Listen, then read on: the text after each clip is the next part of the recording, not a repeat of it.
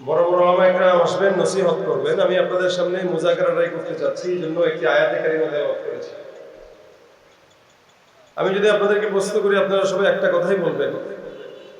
বলেন তো, আল্লাহ পাক রব্বুল আলামিন যিনি আমাদেরকে বানিয়েছেন, সৃষ্টি করেছেন, সেই আল্লাহ, ওনার কি কোনো নামাজ, রোজা, ইবাদত, বন্দেগী এগুলোর প্রয়োজন আছে?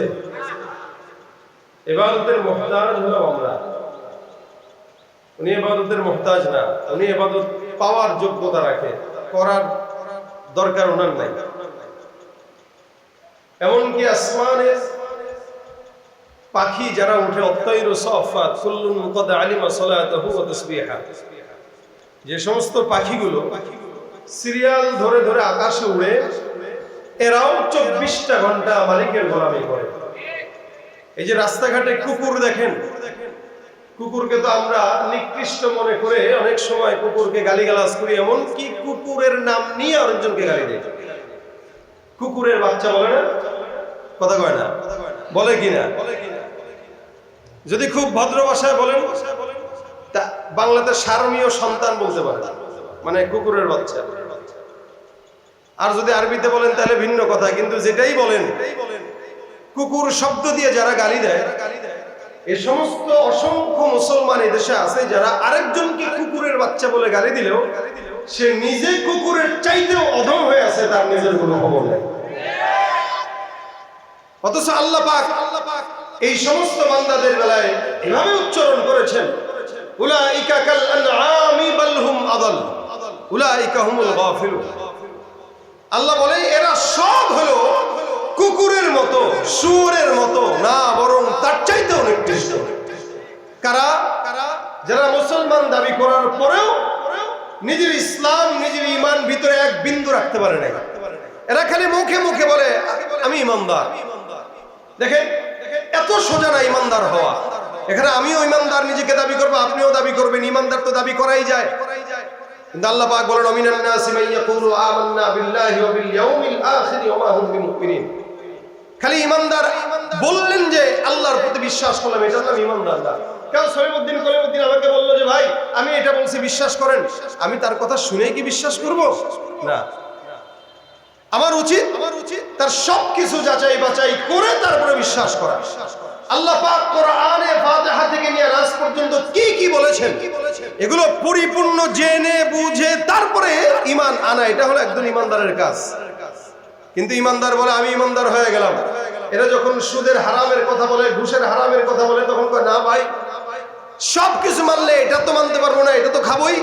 তার মানে বোঝা গেল ও আল্লাহ পাকের একটা জিনিস মানে আরেকটা জিনিস মানে না। যেই ব্যক্তি একটা মানে আর 10টা মানে না, ও যদি নিজেকে ঈমানদার দাবি করে, ও ঈমানদার না, ও মুনাফিক, বেঈমান, ভণ্ড, এ সমাজের সবচেয়ে বড় বার্তা আসে। এজন্য আল্লাহ পাক তার বেলা বলেন উলাইকা কাল আনআম বাল হুম আদাল, এগুলো কুকুরের মতো, হায়াওয়ানের মতো, জানোয়ারের মতো।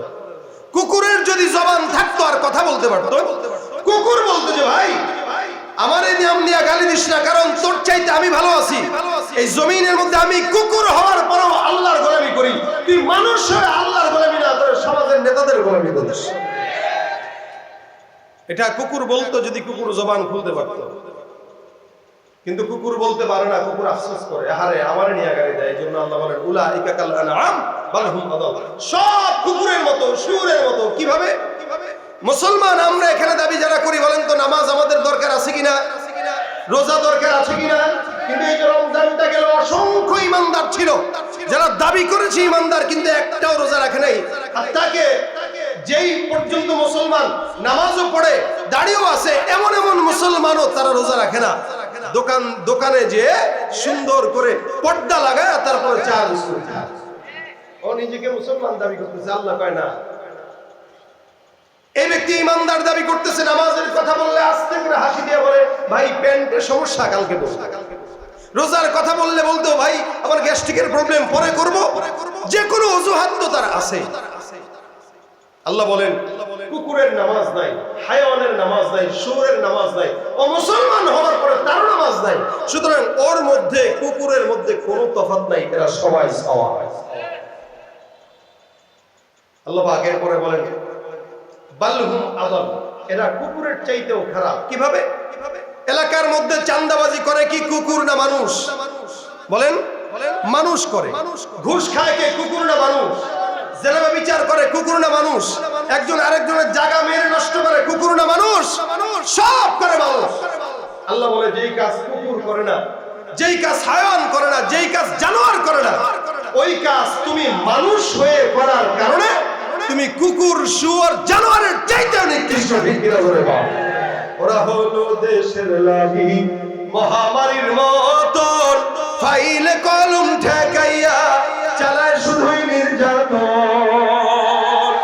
ওরা হলো দেশের লাগি মহামারীর মতন, ফাইলে কলম ঠেকাইয়া চালায় শুধুই নির্যাতন। ঘুষের টাকায় ওদের ভুঁড়ি, ঘুষের টাকায় ওদের ভুঁড়ি করে যে টানটান। ওরা শিক্ষিত শয়তান, ওরা শিক্ষিত শয়তান, ওরা শিক্ষিত শয়তান, ওরা শিক্ষিত শয়তান। ঠিক কিনা? দুর্নীতির ওই আখড়ায় বসে, দুর্নীতির ওই আখড়ায় বসে জাহির করে জ্ঞান, কলম দিয়ে কামায় টাকা ধরে শতভাগ। ওরা শিক্ষিত শয়তান, ওরা শিক্ষিত শয়তান, ওরা শিক্ষিত শয়তান, ওরা শিক্ষিত শয়তান। শিক্ষাঙ্গনের দিকে ভাইরে দেখো না চোখ মেলিয়া, ছাত্ররা সব বই ছাড়িয়া আছে শুধু প্রেম লইয়া। আবার অস্ত্র সেতু সঙ্গের সাথী, অস্ত্র সেতু সঙ্গের সাথী হইতে বাস্তার। ওরা শিক্ষিত শয়তান। কি? ওরা শিক্ষিত শয়তান, ওরা শিক্ষিত শয়তান, ওরা শিক্ষিত শয়তান। পীরগিরিয়ার মাজার পূজা চলছে দেশটা জুড়িয়া, শিরকি আর ভণ্ডামিতে দেশটা গেছে ভরিয়া। পীরগিরিয়ার মাজার পূজা চলছে দেশটা জুড়িয়া, শিরকি আর ভণ্ডামিতে দেশটা গেছে ভরিয়া। গাজার কলকি টান মারিয়া, গাজার কলকি টান মারিয়া দেখায় খাজার সাথ। ওরা শিক্ষিত শয়তান, ওরা শিক্ষিত শয়তান, ওরা শিক্ষিত শয়তান, ওরা শিক্ষিত শয়তান। ঠিক কি না? উলাইকা কাল আনআমি বাল হুম আদাল। আল্লাহ বলে সব কুকুরের মতো, হায়াওয়ানের মতো, জানোয়ারের মতো, শুয়োরের মতো, বরং তার চাইতেও কি খারাপ। কারা? যারা সমাজে মুসলমান দাবি করেও ঈমান আনে না, নামাজ পড়ে না, রোজা রাখে না, যাকাত দেয় না, ইবাদত করে না। ইবাদত করব আমরা, আল্লাহ পাক আমাদের ইবাদত গ্রহণ করবেন। আল্লাহর কোনো ইবাদতের দরকার নাই। কিন্তু হ্যাঁ, ছোট্ট একটা ইবাদত আল্লাহ নিজে করে, যেটা আল্লাহ পাক কোরআনে স্পষ্ট বলেছেন। আল্লাহ বলেন, ইন্নাল্লাহা ওয়া মালাইকাতাহু ইউসাল্লুনা আলান নবী। নিশ্চয়ই আল্লাহ আর আল্লাহর ফেরেশতা ওই আল্লাহর হাবিব পয়গম্বর মুহাম্মদুর রাসূলুল্লাহ সাল্লাল্লাহু আলাইহি ওয়াসাল্লামের উপরে দুরূদের আমল করে। সুবহানাল্লাহ। কে করে? আল্লাহ আর আল্লাহর ফেরেশতা। এটা আল্লাহ পাক স্পষ্ট কোরআনে বর্ণনা করেন। শুধু তাই না, আল্লাহ পাক বান্দাকে আদেশ দিয়ে দিবেন, ইয়া আইয়ুহাল্লাযীনা আমানু সাল্লু আলাইহি ওয়া সাল্লিমু তাসলিমা। এ মুমিন, তোমরা ওই নবীর উপর দুরূদের আমল করো। কেন? রাসূল বলেন, কেউ যদি জান্নাতে আমার পাশে থাকতে চায়, কেউ যদি জান্নাতে আমার পাশে থাকতে চায়, এই যে পাশের ঘরে, রাসূল সাল্লাল্লাহু আলাইহি ওয়াসাল্লাম বলেন, আউলান নাসি বিয়াউমিল কিয়ামা, যেই ব্যক্তি সবচেয়ে আমার নিকটে কিয়ামতের জান্নাতে থাকতে চায়, আকসারুহুম আলাইহি সালাত। কারা থাকবে? যারা দুনিয়ার জমিনে সবচেয়ে বেশি দুরূদের আমল আমি রাসূলের উপরে করব। যে ব্যক্তি রাসূলের উপরে দুরূদের আমল করবে বেশি, আল্লাহর নবী বলেন, সে আমার পাশে জান্নাতে একসাথে আমার সাথে থাকবে। সুবহানাল্লাহ। এখানে আমরা অনেক মানুষ আছি, জিকির আজকার করি, অনেক ইবাদত বندگی করি, কিন্তু আমরা জানি না নবী করিম সাল্লাল্লাহু আলাইহি ওয়াসাল্লামের জিকির, রাসূলের নামে দুরূদের বরকত আল্লাহর কাছে সবচাইতে বেশি দামি। কেন? আল্লাহ হাবিব সাল্লাল্লাহু আলাইহি ওয়াসাল্লাম এই কথাও বলেন, কোন বান্দা যখন আমি রাসূলের রওজার সামনে এসে সালাম দেয়, ইয়া রাসূলুল্লাহ আসসালামু আলাইকা ইয়া রাসূলুল্লাহ আইয়ুহান নবী, এই কথা বলে যখন কেউ সালাম দেয়, নবী বলেন আল্লাহ পাক আমার ভিতরে রূহ দিয়ে দেয়, তা আমি বান্দার সালামের জবাব আমার জবান দিয়ে দিই। সুবহানাল্লাহ।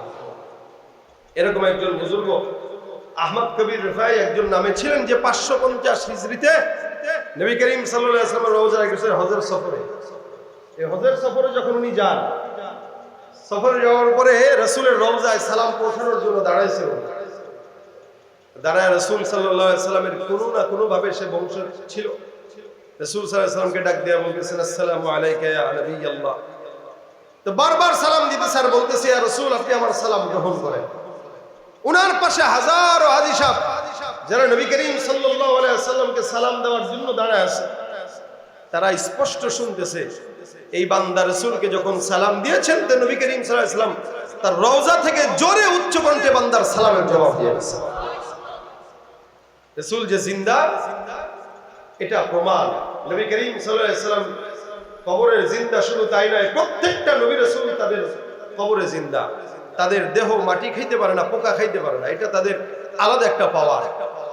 তো সেখানে আপনার মতো আমার মতো উম্মত যদি আমরা রাসূল করিম সাল্লাল্লাহু আলাইহি ওয়াসাল্লামের উপর যদি দুরূদ পড়ি, বিশেষ করে ছাত্র ভাইরা এখানে আছে, আমি আমার ওস্তাদদের থেকে শোনা কথা নকল করেই বলতেছি। আমাদের ওস্তাদরা আমাদেরকে বলতেন, বাবা যদি জেহেনের কমতি থাকে তো দুরূদ পড়ো। ইলমের মাত্র শুরু মজমা আমাদের ছাত্র ভাইরা, এখন আস্তে আস্তে কিতাব শুরু হয়ে গেছে। আজকেও আমি আমার ছাত্রদেরকে সর্বেকায়ের ঘন্টায় এটা বলেছি যে ভাই, তোমরা যারা এখানে আছো, অনেকের আমাদের তো এখন জেহেন খুব ইনকিশাফ হয়ে যায়, খালি চতুর্দিকে মুনতাশির, খালি একবার এদিকে একবার এদিকে একবার এদিকে, আমাদের জেহেনের ভিতরে ইলম ঢুকে কম। আর ইলম এমন একটা কৃপণ, আল ইলমু লা ইউতিকা বাদাহু হাত্তা তুতিয়াহু কুল্লাক, এটা এমন কৃপণ, যতক্ষণ তাকে পরিপূর্ণ না দিবে ততক্ষণ আপনাকে সে একটু দিবে না। আপনি তাকে পরিপূর্ণ দিবেন, ইলম আপনাকে অল্প একটু দিবে। ইলমের কাজ হলো কৃপণতা। তা আমাদের ওস্তাদরা বলতেন, যেহেতু ইলমের কাজ কৃপণতা, ইলম পরিপূর্ণ দেয় না, এইজন্য দুরূদ শরীফের আমল বেশি বেশি করবা, তো আল্লাহ পাক রব্বুল আলামিন দুরূদের বরকতে তোমার ইলমের ভিতরে রুহানিয়াত দিবে এবং জেহেনের ভিতরে বরকত দান করবে। যত ছাত্র ভাইরা এখানে আছে, পাশাপাশি অন্য যারাও আছেন, আপনারা হাতের কাজ আছে, পায়ের কাজ আছে, জবানের কাজ থাকে না। জবানের একটা কাজ উঠায় রাখবো, দুরূদ শরীফ। লম্বা দুরূদ পড়তে যদি কষ্ট হয়, ছোট্ট দুরূদ সাল্লাল্লাহু আলাইহি ওয়াসাল্লাম, সাল্লাল্লাহু আলাইহি ওয়াসাল্লাম। রাসূল বলেন, কেউ যদি দুরূদ শরীফ না পড়ে দোয়া শুরু করে, অর্থাৎ দুরূদ পড়ে নেই, দোয়া শুরু করছে, ওই দোয়া আসমানে আল্লাহর কাছে যায় না, এটা ঝুলন্ত অবস্থায় থাকে। এই কারণে দোয়া করার শুরুতে এবং দোয়ার মাঝখানেও দুরূদ না পড়লে দোয়া কবুল হয় না। এই জন্য এখানে যারা আছে, যখনই সময় হয় সাল্লাল্লাহু আলাইহি ওয়াসাল্লাম কেউ যদি দুরূদের আমল করে, আল্লাহ পাক রব্বুল আলামিন তাকে স্বপ্ন যুগে হলেও নবী করিম সাল্লাল্লাহু আলাইহি ওয়াসাল্লামকে দেখা দিয়ে দেন। আমরা দেখতে চাই তো ইনশাআল্লাহ, সবাই চাই ইনশাআল্লাহ। আল্লাহ আমাদেরকে দুরূদের আমলটা বেশি বেশি করার তৌফিক দেন। আমি আমার এই জীবনের ছোট্টতা যেভাবে বলি, যত বড় বিপদে আমি পড়েছি, আলহামদুলিল্লাহ আলহামদুলিল্লাহ, রাসূল করিম সাল্লাল্লাহু আলাইহি ওয়াসাল্লামের দুরূদের বরকতে আল্লাহ আমাকে অসংখ্য বড় বড় বিপদ আল্লাহ আমার জন্য সহজ করছে। এটা আমার কোনো কারিশমা না, এটা রাসূলের দুরূদের নামের কারিশমা। এজন্য আপনি যদি পড়েন, আল্লাহ পাক আপনাকেও বিপদ থেকে হেফাজত করবে ইনশাআল্লাহ।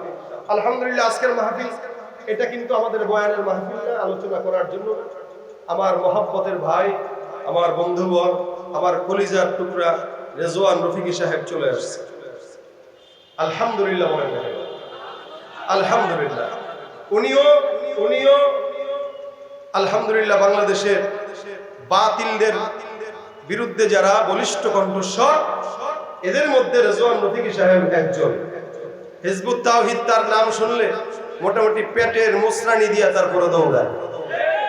ঠিক আসতে পারে কেন? আপনাদের জজবা নাই, গরমে সব শুকায় গেছে, এই জন্য জজবা নাই।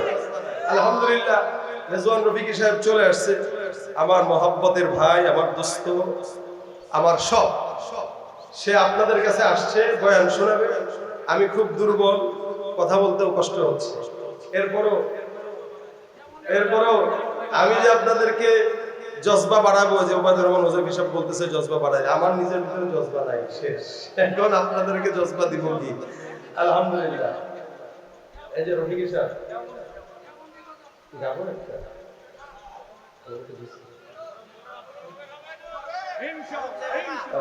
কি গাবো বলেন? গলায় জোর নাই, শরীরে ওজন নাই, এরপর যেটা গাইতে বলতেছে এটা গাইতে জোর লাগে। এই দেওবন্দ নিয়ে দেওবন্দ কা ইসলাম কা পারচম, এটাও আমি গিয়েছি, ইউটিউবে আছে, সার্চ দিলেই পাবেন আলহামদুলিল্লাহ। কিন্তু এটা শুনাইতে পারতেছি না। সবাই মিলে আমরা বিশ্ব নবীর অপমানে যদি না কাঁদে তোমার মন, এটা গাবো ইনশাআল্লাহ। আপনারা আমার সাথে গাবেন? আমি একটু দুর্বল বেশি হয়ে গেছি, গরম সহ্য হয় না সবারই, কারোই সহ্য হয় না, এরপরও বিশাল গরম। যাক আলহামদুলিল্লাহ আসছি যেহেতু, সবাই মিলে আওয়াজ দিয়ে আমার সাথে এক আওয়াজে বলবেন। আমাকে হুজাইর সাহেব বারবার খোঁজ খবর নিয়ে আজকের এই প্রোগ্রাম প্রত্যেকটা, আমি তো বারবার আমাকে মেসেজ দিচ্ছিল, আমি কল্পনা করতেছিলাম যে একটা লোক এতগুলা বক্তা দিচ্ছে, সবার সাথে কিন্তু সে যোগাযোগ করতেছে, কেমনে সম্ভব? আলহামদুলিল্লাহ, আল্লাহুম্মা জিদ ফাজিদ, আল্লাহ তাকে আরো বরকত দান করুন।